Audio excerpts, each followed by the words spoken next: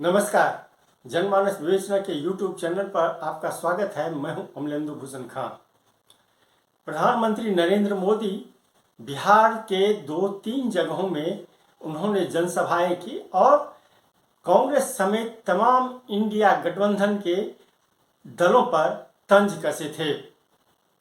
उनका हमला बहुत ही तीखा था और कल ही बीजेपी ने 195 सांसद उम्मीदवार लोकसभा चुनाव के उम्मीदवारों की घोषणा की, लिस्ट जारी की। ये लिस्ट जारी करने और आज पटना में तेजस्वी यादव की जनसभा यानी इंडिया गठबंधन की जनसभा का जो असर है वह प्रधानमंत्री नरेंद्र मोदी के लिए शुभ संकेत नहीं दे रहा है। हम पहले बात करते हैं पटना के गांधी मैदान में जो रैली की गई है आज इंडिया गठबंधन द्वारा, उसकी चर्चा करते हैं। तेजस्वी यादव जो कि बिहार के पूर्व मुख्यमंत्री हैं, पूर्व उप मुख्यमंत्री हैं, उन्होंने पहले नीतीश कुमार बिहार के मुख्यमंत्री पर बेहद ही गंभीर टिप्पणी की और उस टिप्पणी में जो कहा गया वह सुनकर के आप हंसेंगे भी और उसकी गंभीरता को भी समझेंगे। हमारे चाचा हैं, हम उनका आदर करते हैं, सम्मान करते हैं, बुजुर्ग हो गए हैं, लेकिन पोस्टर लगवा रहे कि रोजगार मतलब नीतीश कुमार। ये वही नीतीश कुमार जी हैं जब 2020 में हमने वादा किया था कि 10 लाख सरकारी नौकरी जी कई महीनों से रोक करके रखे, कैबिनेट में फाइल नहीं आने दे रहे। स्वास्थ्य विभाग से 1,30,000 का पब्लिक हेल्थ कैडर का फाइल दबा करके रखे हैं, लेकिन कितना भी दबाएंगे तेजस्वी खड़ा है आपकी लड़ाई में, आपको आपका अधिकार दिला करके रहेगा। तो इस लड़ाई में साथ है कि नहीं है? दोनों हाथ उठा के बताइए। अगर आप साथ दोगे तो तेजस्वी मर मिटने को तैयार है आपके लिए। भविष्य है क्या? कोई भविष्य नहीं है। आप इधर चलिए उधर चलिए, अब आपका कुछ बचबे नहीं करेगा तो आप फिसल जाओगे, कहीं के नहीं रहोगे। इसलिए आप सब लोगों को ये कहना है, एक तरफ इन लोगों का गठबंधन जो है, एक तरफ फिरका प्रश्न है और उसके साथ मौका प्रश्न लोग हैं। एक तरफ फिरका प्रश्न, एक तरफ मौका प्रश्न लोग है। इसलिए आप सब लोगों को ज्यादा कुछ हम नहीं कहेंगे, लेकिन आप तेजस्वी से प्यार करते हैं? आप उठा के बोलो तेजस्वी से प्यार करते हो? मेरी एक बात मानोगे? आप उठा के मेरा एक काम कीजिएगा कि आप सब लोग गरीबों को छोड़ने का काम कीजिए, दलित भाइयों को सम्मान दीजिए, उनके दुख सुख पे अति पिछड़ों का, आदिवासी भाइयों का, अल्पसंख्यक भाइयों का भागीदार बनोगे? बताओ, आप उठा के बताओ, बनोगे ना? तो हम ज्यादा कुछ नहीं कहेंगे। अब आप लोगों को ही काम करना पड़ेगा। काम कीजिएगा ना, हम भी साथ रहेंगे, साथ साथ मिलकर काम करेंगे। तो ज्यादा कुछ ना कहते हुए सभी हमारे वरिष्ठ नेता सब लोग यहाँ हैं। राहुल जी है, अखिलेश जी है, खड़गे साहब हैं, डी राजा साहब, यशवी जी, दीपांकर जी, लालू जी आप लोगों के समक्ष बात रखेंगे। तो हम इन्हीं चंद शब्दों के साथ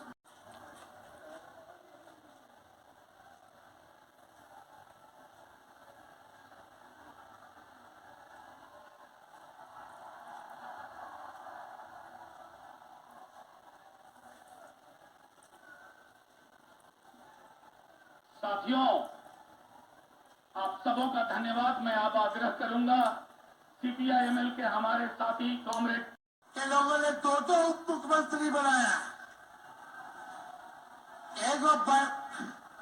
एगो फाउल माउथ है, अनाप शराब बोलता है, और दूसरा जो है लाउड माउथ है, बड़बोला है। लेकिन आप सब लोगों को बोलेंगे ये जो उप मुख्यमंत्री जिनको बनाया है, जो बड़बोले हैं, 14 साल से चुनाव नहीं लड़े हैं, चुनाव नहीं लड़े और लड़े हैं और जीते हैं तो आरजेडी से लड़े हैं और जीते हैं आखिरी बार भी। अरे हमारे चाचा तो पलटी मारते ही है, लेकिन सम्राट चौधरी भी काम नहीं है, 5 पार्टी बदल चुके हैं और आज तक तेजस्वी यादव के बाद तेजस्वी यादव के पिता और बिहार के पूर्व मुख्यमंत्री लालू प्रसाद यादव ने प्रधानमंत्री नरेंद्र मोदी पर जो तंज कसा या टिप्पणी की वह सुनने लायक था। प्रधानमंत्री नरेंद्र मोदी, राहुल गांधी हो या तेजस्वी यादव, परिवारवाद को लेकर के गंभीर टिप्पणी करते हैं, काफी टिप्पणी करते हैं।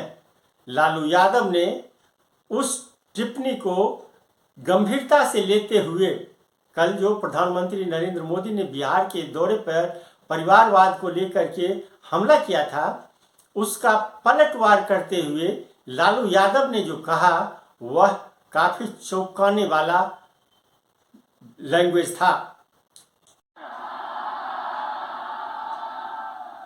ये नरेंद्र मोदी आजकल परिवारवाद पर हमला कर रहे हैं।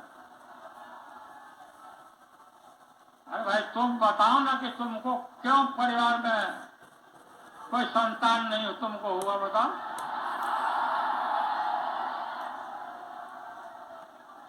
ज्यादा संतान होने वाले लोगों को बोलता कि परिवारवाद है, परिवार के लिए लोग लड़।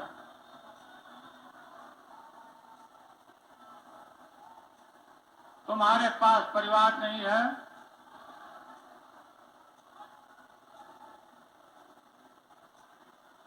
और तुम्हारी माता जी जब, और तुम हिंदू भी नहीं है, हो गया तो हर हिंदू अपने मां के शोक में केस दाढ़ी बनवाता है, दाढ़ी छिलवाता है। क्यों नहीं छिलवाया बताओ, क्यों नहीं छिलवाया? देश भर में नफरत फैला रहे हो। राम रहीम के बंदों में कहा कि भगवान जी को एक प्राण पखेड़ो, क्यों नहीं छिलवाया? देश भर में नफरत फैला रहे हो। राम रहीम के बंदों में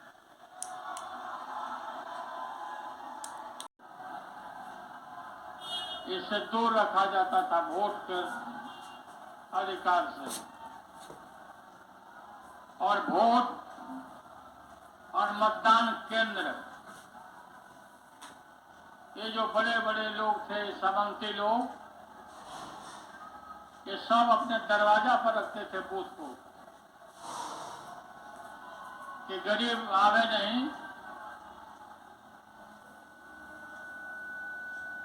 और उनको उनके वोट को लूट लिया जाए।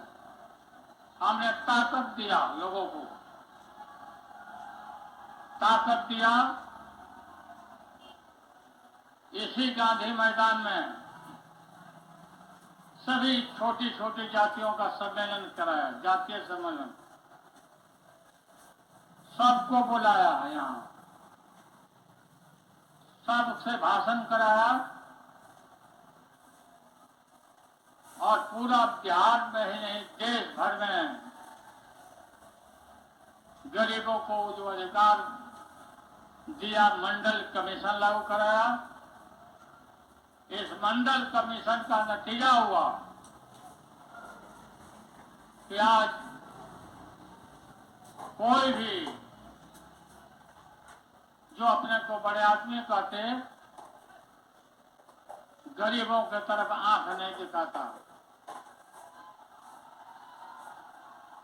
हिम्मत नहीं है।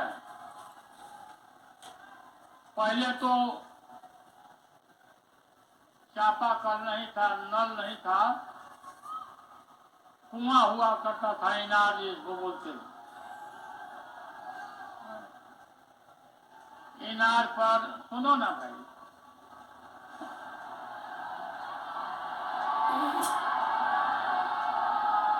इनार के ऊपर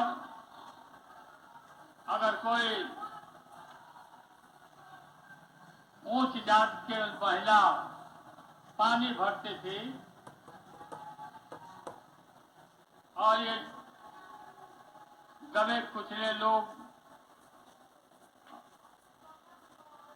ये अगर कुआं में डाल दिया साथ में पानी में,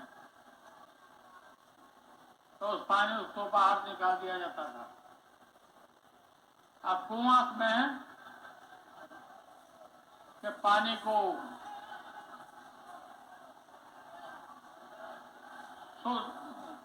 सोच करके पानी को तब लोग लगते थे, से पानी फेंक देते थे।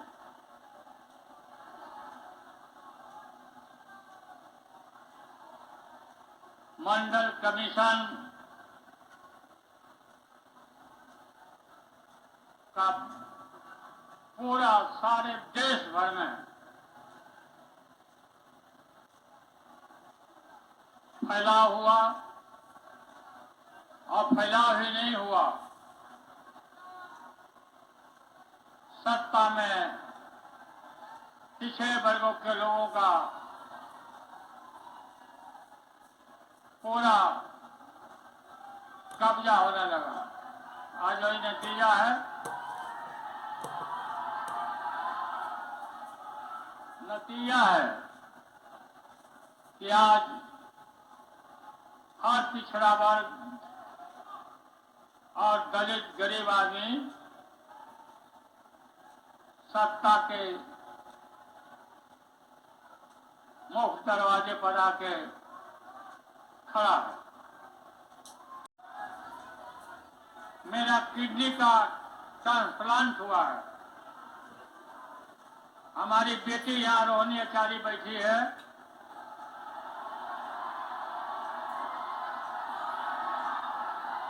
अपना किडनी हमको दान दे दी, जीवन दान कर दिया, और हम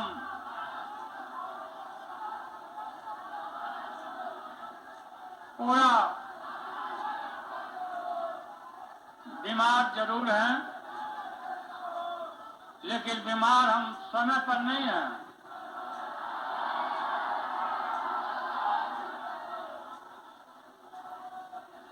तेजस्वी काफी मेहनत कर रहा, मैं देख रहा हूं कि आप लोग इतना ताकत दिया, लोगों को रोजी रोजगार नौकरी दिया। तेजस्वी, हम रोज पूछते थे कि आज कितना दिया, आज कितना दिया।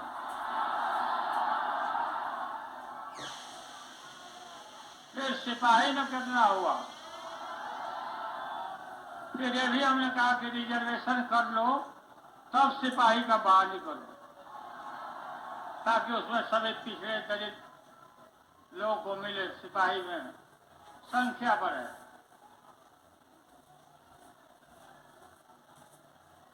नीतीश कुमार जी को हमने कोई गाली गलौज नहीं दिया। वो पहली बार यहां से निकले थे तो हम उनको कोई गाली नहीं दिया, उनको यही कहा कि ये पलटू राम है, नहीं पलटना चाहिए था। लेकिन दोबारा हमसे गलती हो गई, तेजस्वी से गलती हो गई, दोबारा ही पलट गए नरेंद्र मोदी के पैरों के नीचे चले गए।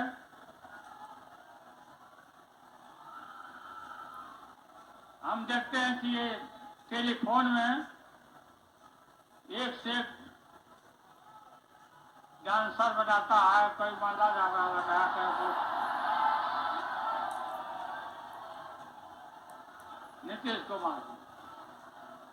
नीतीश कुमार को शर्म नहीं आती है ये देख करके क्या?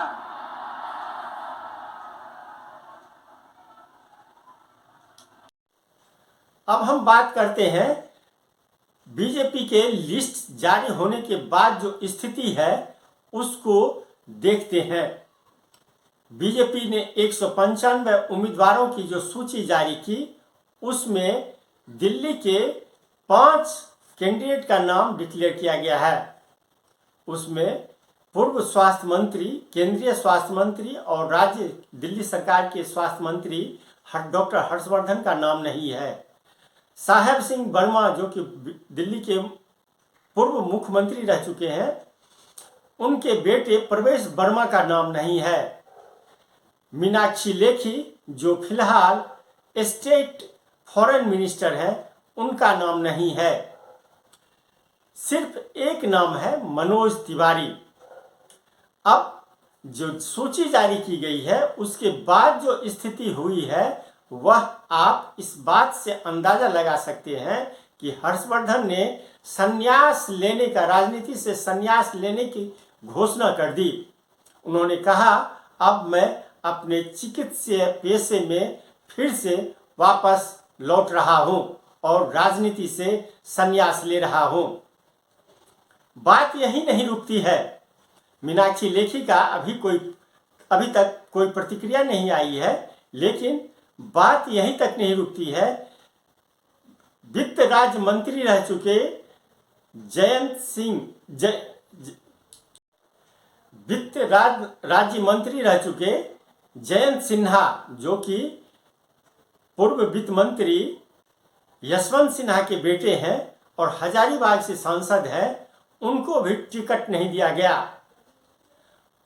जयंत सिन्हा ने भी राजनीति को त्यागने की घोषणा कर दी है और सिर्फ उन्होंने इतना ही कहा जो वो ये लोकसभा चुनाव लड़ने के इच्छुक नहीं है।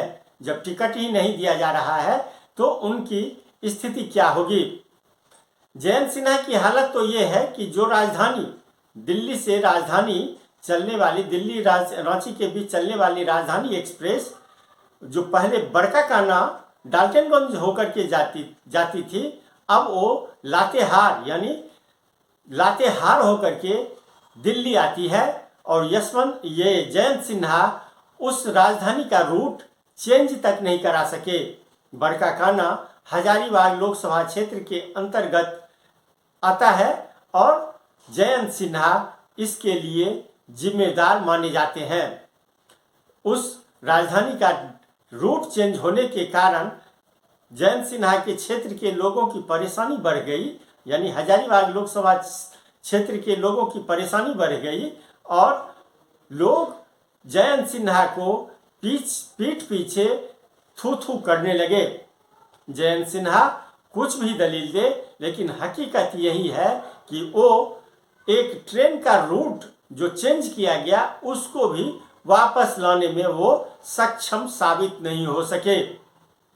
अब हम बात करते हैं भोपाल से, ये मध्य प्रदेश से जो सांसद हैं, भोपाल से सांसद हैं प्रज्ञा सिंह ठाकुर।